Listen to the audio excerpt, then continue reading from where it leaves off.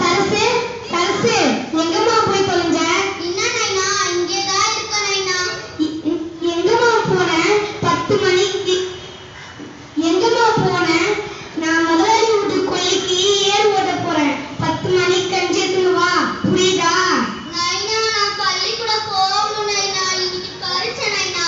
பரீட்சையா இருந்தா என்னம்மா, கஞ்சி எடுத்துன்னு வந்து கொடுத்துட்டு போ, இல்லைன்னா உடம்பு தோல் புண்ணு ஆயிடும். இல்ல நைனா நான் பரீட்சைக்கு போகணும் நைனா. என்னம்மா இல்லைன்னா சொல்லனா சொல்லிக்கின்னு பள்ளிக்கூடமே போவாத, நின்னு போ. பரீட்சை இன்னைக்கு கேட்க போற.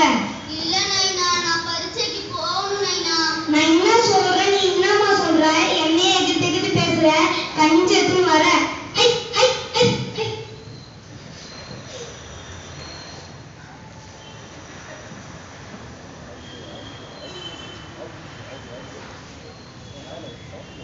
பாப்பா நீ மண்ணாங்கட்டி மோதுறனே, எதுக்கு நீ அழுகுற?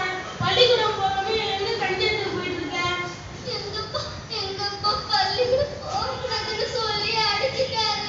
அழுவாதம்மா அழுவாத, என் கூட வா, நான் உன்னை கூட்டு போறேன்.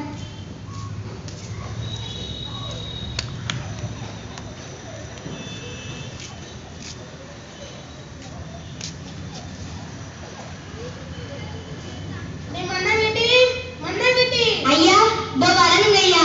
என்னங்க ஐயா? ஏன்டா பொண்ணை போட்டு அடிச்ச? ஐயா பள்ளிக்கூடம் போகணும், நீ என்னைய எதிர்த்து எதிர்த்து பேசுறா. எங்கன்னா குடும்பத்துல உங்க அம்மாவுக்கு ஒத்தாசையா இருக்கிறத விட்டுவிட்டு இவன்னா படிச்சு கலெக்டர் ஆக போறா. டேய் மண்ணாங்கட்டி, நீ புரியாத முட்டாள் போல் பேசுறடா. சரஸ்வதி பேரை வச்சுட்டு அவளை ஏன்டா படிக்க வைக்க மாட்ற?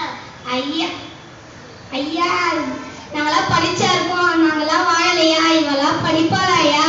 இவன் தான் படிப்பான், அவன் தான் படிப்பான்னு உங்களால சொல்ல முடியாதுடா மண்ணாங்கட்டி. அவளோட வாழ்க்கைய பாழாக்கிடாதடா. ஐயா அது வந்துங்க.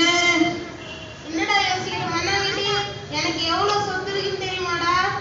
ஐயா அது வந்துங்க, இந்த ஊர்ல பாதிங்க.